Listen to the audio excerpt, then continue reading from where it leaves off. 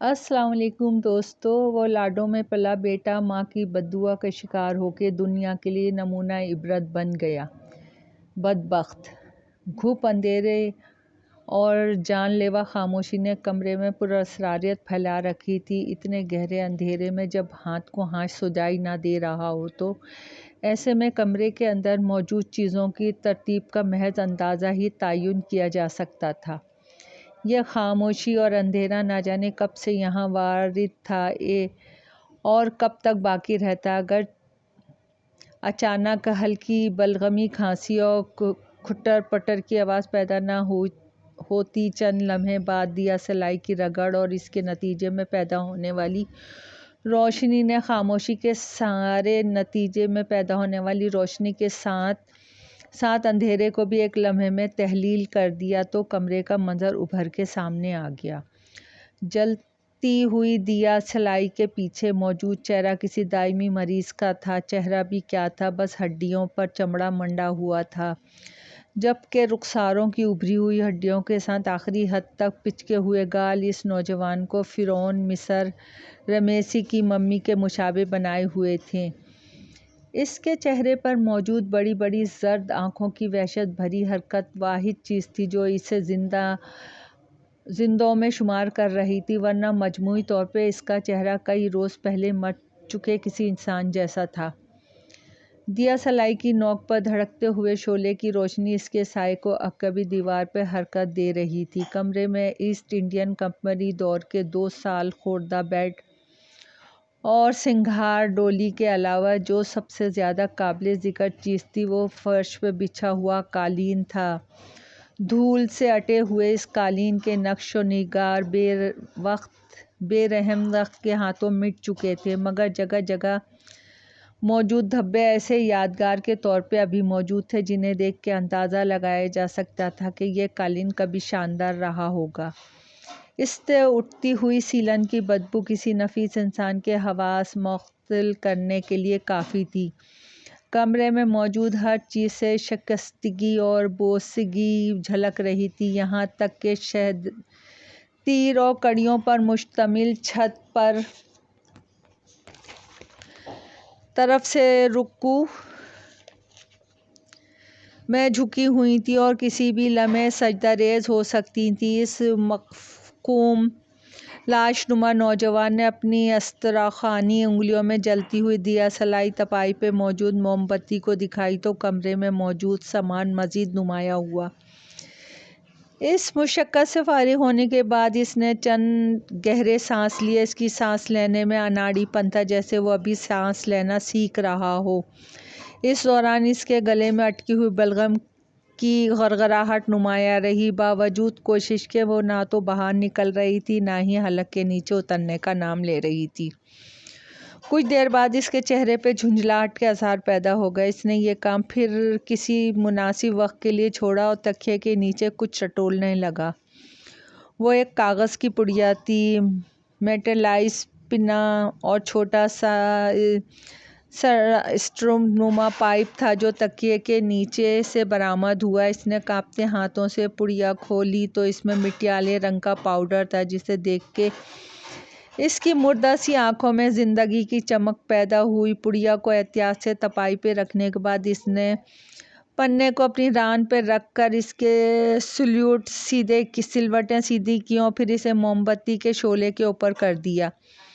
باریک سا پنا چند لمحوں میں تپ گیا اور اس نے پاؤڈر کی چٹکی بھر کے اس پہ ڈالی تو پاؤڈر سفید دھوئیں کی شکل میں اڑنے لگا۔ تو اس نے سر اٹھا کے ناک کے نتھروں سے لیا اور دھوئیں کو لمبی سانس کے ذریعے اپنے پھیپھڑوں اور پھر وہاں سے رگوں میں اتارنے لگا۔ وہ اس کام میں ماہر لگ رہا تھا۔ پنے سے دھواں ابھی ٹھیک سے اٹھنے بھی نہیں پایا تھا کہ وہ اسے اپنے اندر کھینچ لیتا۔ مجال ہے جو اس نے ذرا سا دھواں بھی ہوا میں تحلیل ہونے دیا ہو۔ پہلی چٹکی ختم ہونے کے بعد مزید ایک کے ساری پڑیا ختم ہو گئی تو وہ کچھ دیر بے یقینی کے عالم میں کاغذ کو گھورتا رہا، جیسے یقین نہیں آ رہا ہو کہ اتنی جلدی کیسے ختم ہو گئی ہے۔ یہ اس کی کئی وقت کی ڈوز تھی جو اس نے ایک ہی وقت میں لے لی تھی۔ تھوڑی دیر پہلے کے برعکس اب اس کی زرد آنکھوں میں سرخ دوڑنے لگے تھے اور پٹھوں میں کھچاؤ آنے کی وجہ سے چہرے کے عضلات پھڑپھڑانے لگے تھے۔ اگلے چند منٹ میں آنکھوں کی پتلیاں اوپر کو چڑھ گئیں اور بے سود ہو کے گر گیا۔ اس کے گرنے کا انداز غیر فطرتی سا تھا۔ تنفس کا زیر و بم تیز ہونے کی وجہ سے گلے کی گڑگڑاہٹ بتدریج بڑھتی جا رہی تھی۔ حلق میں اٹکی بلغم اس کے سانس لینے میں دشواری پیدا کر رہی تھی۔ جب یہ دشواری مزید بڑھی تو اس کا جسم تشنج زدہ کیفیت میں جھٹکے کھانے لگا۔ تاریں لگی پتلیوں کے ساتھ اس کے کانپنے کا منظر کافی دلخراش تھا۔ نزا کے عالم میں وہ مفلوجات کی اس آخری لیول پہ تھا کہ گلا کھنکار کے بلغم کو خارج بھی نہیں کر سکتا تھا کہ سانس کی آمد و رفت بحال ہو جاتی، اور اب زیادہ مقدار میں ڈوز لینے کے بعد تو وہ ہلنے جلنے سے بھی معذور ہو گیا تھا۔ پھر شاید قدرت کو اس کی بے بسی پہ رحم آ گیا۔ موم بتی آخری دموں پہ تھی اور پگھلنے والی موم بتی کی تپائی کے سطح پر پھیلی ہوئی تھی۔ شعلہ جب انتہائی نچلی سطح پہ پہنچا تو پھیلی ہوئی موم نے بیک وقت آگ پکڑی۔ پھر دیکھتے ہی دیکھتے آگ تپائی سے بیڈ اور قالین سے ہوتی ہوئی پورے کمرے میں پھیل گئی تھی۔ تیز تپش محسوس کر کے اس لاغر نوجوان کی پتلیاں کچھ نیچے اتریں۔ پھڑپھڑاتی ہوئی آگ دیکھ کر اس کی آنکھیں خوف سے پھیل گئیں۔ جب شعلوں نے اسے اپنے لپیٹ میں لیا تو گلے میں پھنسی ہوئی بلغم نے اسے ٹھیک سے آواز بھی بلند نہیں کرنے دی۔ جسم مفلوج ہونے کی وجہ سے وہ سوائے غوں غاں اور کانپتے کی آواز بڑھانے کے اور کچھ نہ کر سکا۔ گوشت جلنے کی سڑاند ہر چیز پہ غالب آتی جا رہی تھی۔ پورا کمرہ بھٹی بن گیا تھا۔ شتیر اور لکڑیوں تک نے آگ پکڑ لی تھی جو کچھ ہی دیر میں ٹوٹ کے گرنے لگی تھیں۔ کسی بے بس انسان کے اگلے جہاں میں منتقل ہونے کا یہ منظر انتہائی خوفناک تھا۔ جی ٹی روڈ کی دو رو یہ سڑک پر اس وقت ٹریفک بے پناہ رش کی وجہ سے شور اور بے ہنگم آوازوں نے ماحول میں افراتفری سی ایک قدم آگے بڑھ کر نفسی کا رنگ گھول رکھا تھا۔ ہر شخص اپنی سوچوں میں گمراہ ہونے کی حد تک گم ہو کر اپنے بے سراپا خواہشوں کے پیچھے سرپٹ بھاگتا ہوا نظر آ رہا تھا۔ جی ٹی روڈ کے ایک طرف موجود گرین بیلٹ میں لگے ہوئے درختوں اور پودوں کے پتے دھول اور مٹی سے اٹے پڑے تھے۔ کافی عرصے سے بارش نہ ہونے کی وجہ سے ان کا ایسا حال ہو رہا تھا۔ پیلی ہو چکی گھاس پر کبھی کبھار میونسپل کمیٹی کی طرف سے پانی کا چھڑکاؤ ہو ہی جاتا تھا، اسی لیے وہ ابھی تک اپنی وجود برقرار رکھے ہوئے تھی۔ شدید گرمی کی وجہ سے گرین بیلٹ کے درختوں کے سائے مسافروں کے لیے غنیمت تھے۔ مسافروں کے علاوہ دنیا کے ٹھکرائے ہوئے لوگوں کے لیے ان درختوں کے سائے جیسے ماں کی آغوش جیسے تھے، جہاں پناہ لے کر وہ زندگی کے باقی دن پورے کر رہے تھے۔ ان ٹھکرائے اور زندگی کے امتحان میں بری طرح فیل ہو چکنے والے لوگوں کی اکثریت نوجوانوں کی تھی، جو فیل ہونے کا دکھ اور غم غلط کرنے کے لیے نشے کا سہارا لینے کے عادی ہو چکے تھے۔ اس وقت بھی ایک طرف موجود کافی بڑے برگد کے درخت کے نیچے نشائیوں کی ٹولی ادھر ادھر لیٹے اونگ رہی تھی۔ ان کے انداز سے لگ رہا تھا جیسے وہ رات بھر جاگے رہے ہوں۔ میل سے چیکٹ کپڑوں کا رنگ باوجود غور کرنے کے بھی سمجھ نہیں آتا تھا۔ ان تمام کے سر اور داڑھی کے بال بے تحاشا بڑے ہوئے تھے۔ مونچھیں اس حد تک بڑھ چکی تھیں کہ منہ کا دہانہ چھپ چکا تھا۔ اس سب کا حلیہ مجموعی طور پہ ایک جیسا تھا۔ جی ٹی روڈ پر بہنے والے ٹریفک کے سیلاب میں سے ایک ہائی ایس سائیڈ انڈیکس دیتے ہوئی گاڑیوں کی دوڑ میں سے باہر نکل کے سروس روڈ پہ اتری اور پھر گرین زون کے ایک سایہ دار درخت کے نیچے آ رکی۔ اس وین کی چھت پہ مختلف قسم کے ڈش اینٹینے نصب تھے، جب کہ اطراف میں ایک مشہور ٹی وی چینل کے مونوگرام بنے ہوئے تھے۔ چند لمحوں بعد وین کا دروازہ کھلا، اندر سے ایک خوبصورت لڑکی برآمد ہوئی۔ اس کے ہاتھ میں ایک مائیک تھا۔ پھر ایک نوجوان وین سے نکلا جو جدید کیمرہ اٹھائے ہوئے تھا۔ بلو جینز اور سفید شرٹ میں ملبوس لڑکی کے شولڈر کٹ بال بار بار اس کے چہرے کے سامنے آ رہے تھے۔ بالوں کو ایک ادا سے ہٹاتے ہوئے اس نے اطراف کا جائزہ لیا۔ جیسے ہی اس کی نظر برگد کے نیچے آڑے ترچھے پڑے ہوئے نشائیوں پہ پڑی تو اس لبوں پہ مسکراہٹ رنگ گئی۔ وہ جس مقصد کے لیے یہاں آئی تھی اسے وہ پورا ہوتا نظر آنے لگا۔ وہ نپے تلے قدموں سے ان کی طرف بڑھ گئی۔ اس کے پیچھے آنے والا نوجوان کیمرہ کندھے پہ رکھے شوٹنگ کے لیے تیار تھا۔ درجن بھر نشائی ایک مشہور ٹی وی چینل کی رپورٹر کو اپنی طرف آتا دیکھ کے متحجس ہوئے اور پھر سیدھے ہو کے بیٹھ گئے۔ السلام علیکم، کیسے ہیں آپ سب؟ خاتون رپورٹر کے قریب پہنچ کر صورت حال پوچھا۔ محترمہ، ہمارا حال کیا پوچھتی ہیں، ہم تو خاک ہو جائیں گے زمانے کو خبر ہونے تک۔ ایک نوجوان نشئی نے انگلی سے بالوں میں انگلی کنگھا کرتے ہوئے فلسفہ بھگارا۔ دراصل مجھے سکندر بخت نامی نوجوان کی تلاش ہے جو اپنے وقت میں یونیورسٹی ٹاپر رہ چکا ہے مگر بعد میں نامعلوم وجوہات کی بنا پہ نشے کے دلدل میں اتر گیا ہے۔ رپورٹر نے اس کی بات انسنی کرتے ہوئے اپنے آنے کا مقصد بتایا۔ ہم بھی تو اپنی ماؤں کے لالے ہیں، کبھی ہم سے بھی سینے پر جو گزری قیامت ہے۔ اس نشئی نے ایک بار پھر اپنے ٹون میں جواب دیا اور اس گروپ کا لیڈر لگ رہا تھا۔ ضرور جناب، کسی دن آپ کا دکھڑا بھی تفصیل سے سنوں گے مگر ابھی تو میں سکندر بخت سے بات کرنے آئی ہوں۔ پلیز بتائیں کہ آپ میں سے کون ہے؟ خاتون رپورٹر نے ان سب کے چہروں کا باری باری جائزہ لیتے ہوئے پوچھا تو ایک نشائی کے چہرے پہ مردانی سی چھا گئی، جیسے اسے انٹرویو نہ لینے جانے کا افسوس ہوا ہو۔ کچھ دیر پہلے کے برعکس اب اس کے انداز سے لگ رہا تھا جیسے وہ کسی سوال کا جواب نہیں دے گا۔ یہ نوٹ رکھ لو، آج کی ڈوز میری طرف سے لے لینا۔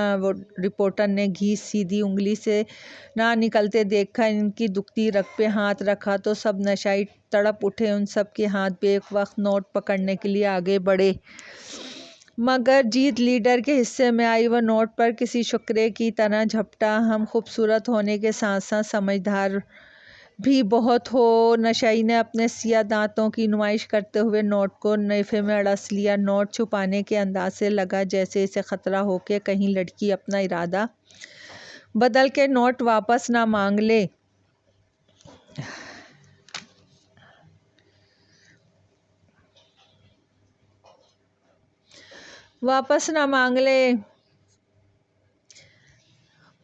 نوٹ کو ٹھکانے لگانے کے بعد اس نے کچھ دور موجود ایک درخت کے نیچے لیٹے ہوئے ہڈیوں کے ڈھانچے جیسے مفلوک حال شخص کی طرف اشارہ کر دیا۔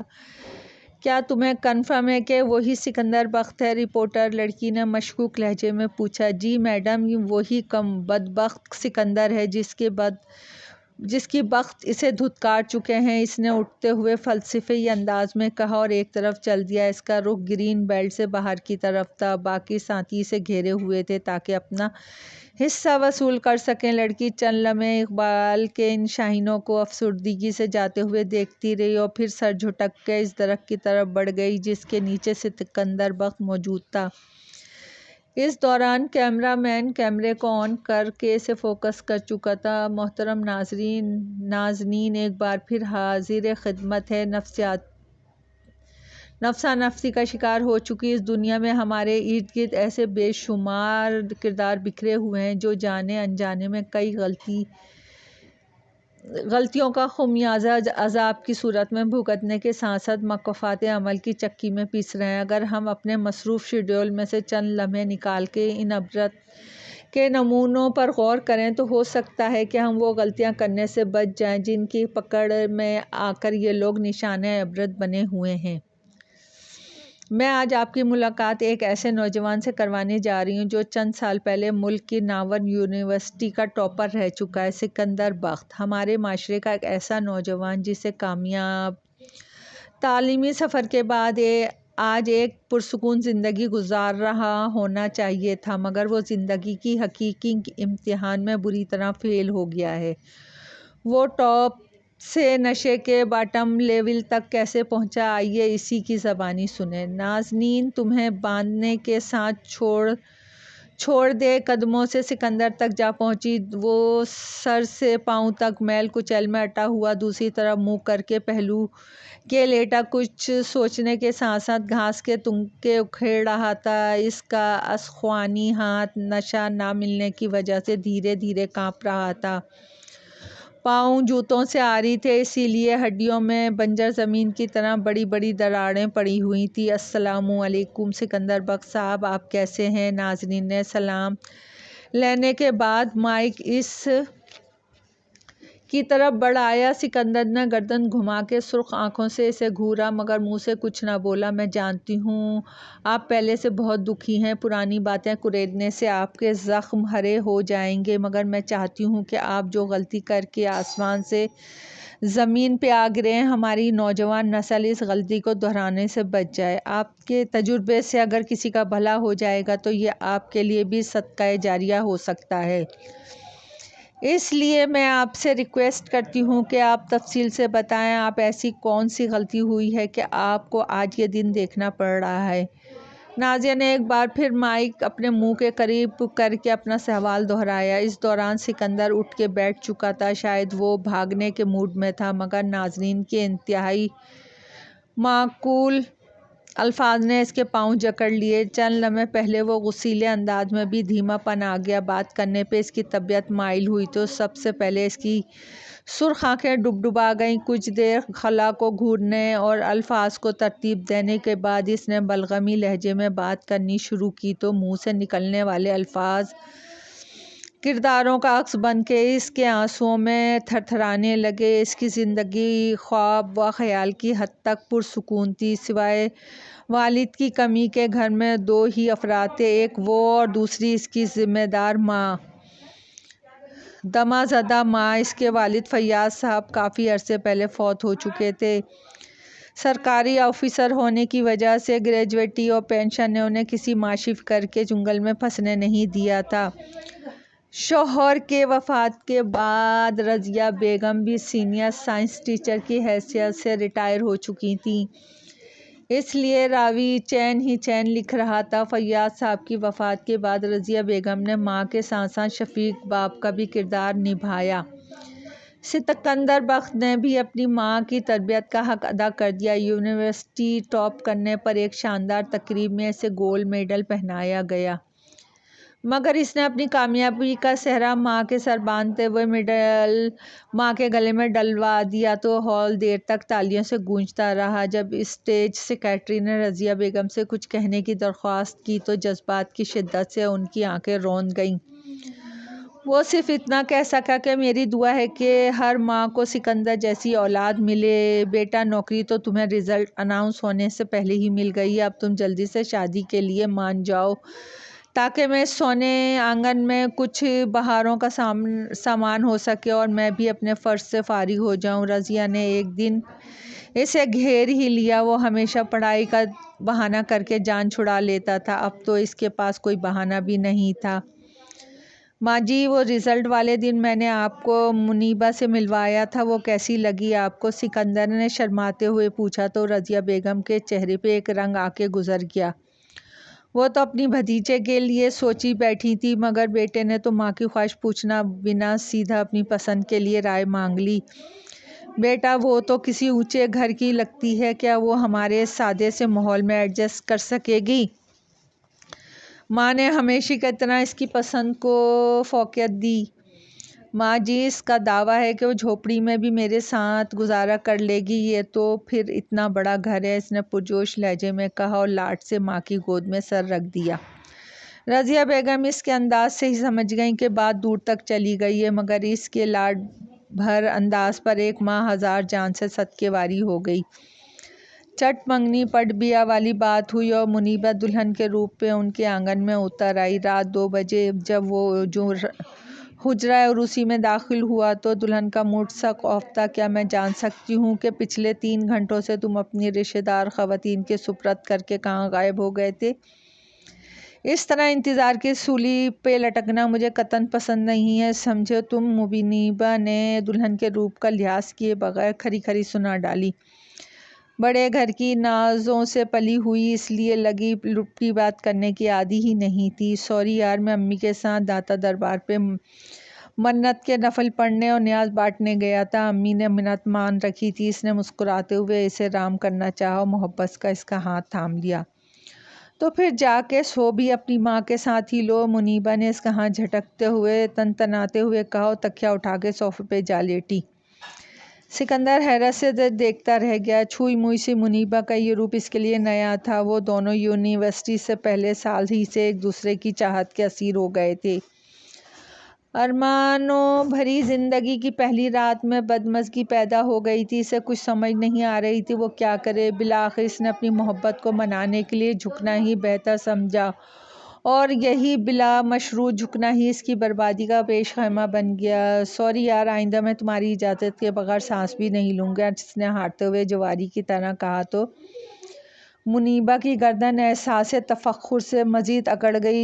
اس پہلی فتح کے بعد اس نے پیچھے مڑ کے نہیں دیکھا اور پھر ہر بات میں اپنی ساس کے خلاف جانا خود پہ فرض کر لیا اور سال بھر میں اپنی مرضی کی اینک سکندر کی آنکھوں پہ فٹ کرنے میں کامیاب ہو گئی۔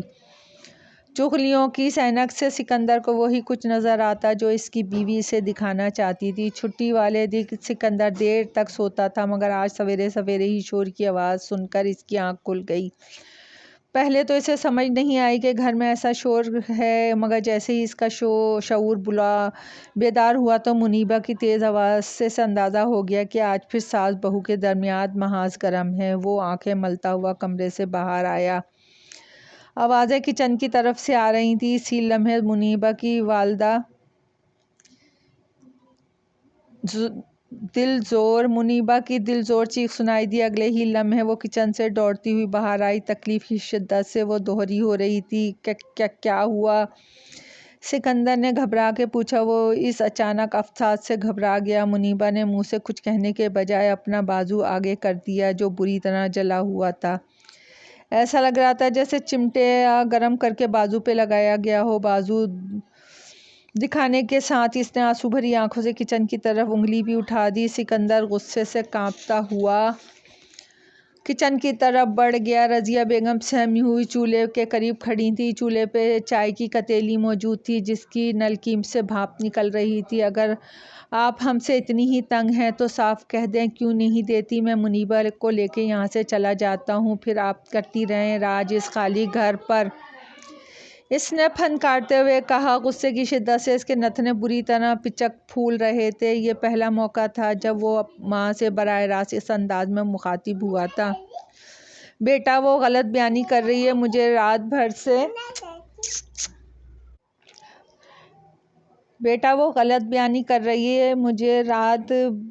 سے سانس لینے میں دشواری ہو رہی ہے۔ یہ کیتلی چولہے پہ رکھ کے میں بھاپ لے رہی تھی کہ وہ ناشتہ بنانے آ گئی۔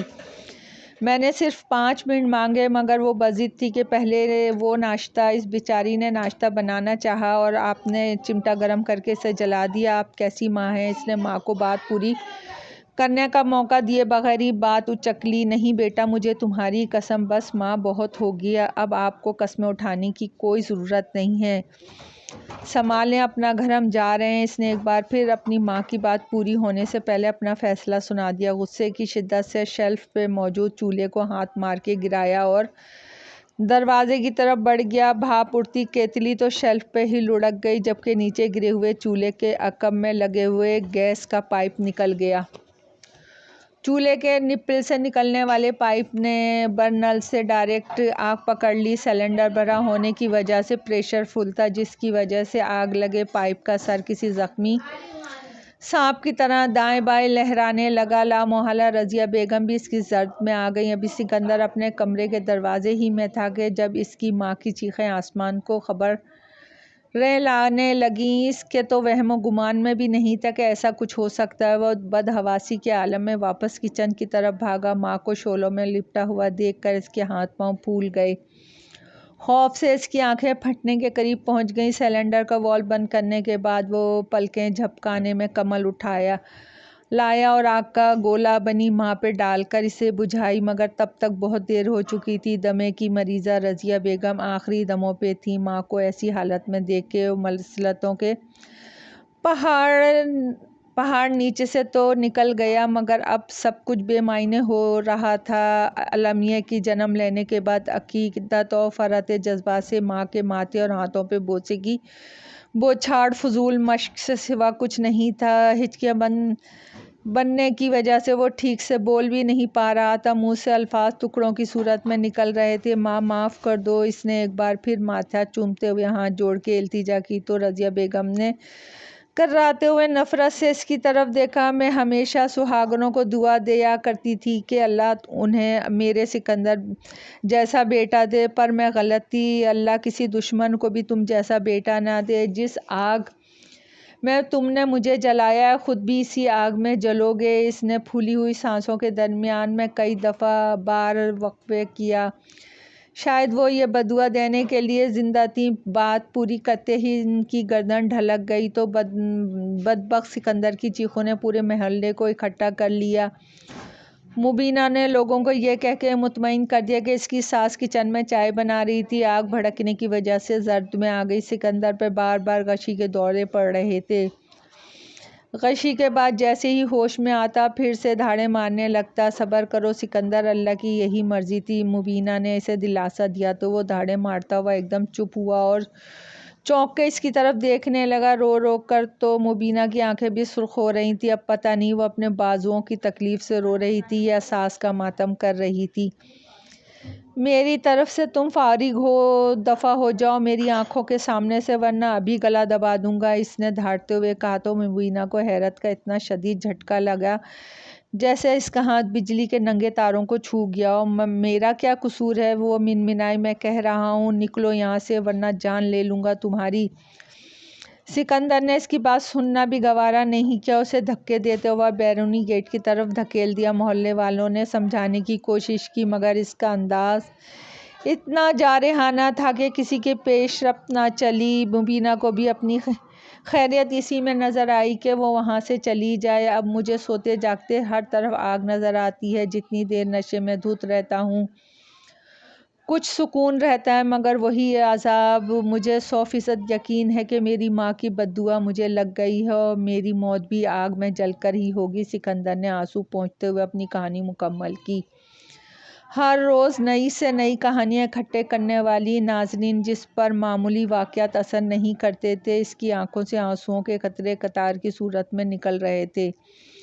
اس نے اختتامی جملے کہے بغیر کیمرہ مین کو کیمرہ بند کرنے کا اشارہ کیا۔ کچھ دیر تو وہ خالی ذہن کی کیفیت میں سکندر کو گھورتی رہی، پھر گویا ہوئی بہت ظالم شخص ہو، اپنی جنت کو اپنے ہی ہاتھوں سے جلا ڈالا، بے شک تمہیں جل کر ہی مرنا چاہیے۔ اس نے سپاٹ لہجے میں اپنی بات مکمل کی اور کچھ نوٹ سکندر کے ہاتھ پہ رکھ کر واپس اپنی وین کی طرف بڑھ گئی۔ سکندر کچھ دیر تک اسے جاتا ہوا دیکھتا رہا، پھر اس کی نظریں واپس اپنے ہاتھ پہ رکھے ہوئے نوٹوں کی طرف لوٹ آئیں۔ آج میں جی بھر کے پیوں گا، چاہے مجھے کل کا سورج دیکھنا بھی نصیب نہ ہو، اس نے رستے ہوئے لہجے میں خود کلامی کی اور کانپتے ہوئے ہاتھوں سے سختی سے بند کرتے ہوئے ہیروئن خریدنے کے لیے اٹھ کھڑا ہوا۔ دوستو، کہانی پسند آئی ہو تو لائک اور سبسکرائب کیجیے گا۔ آپ کی دعاؤں کی طلبگار۔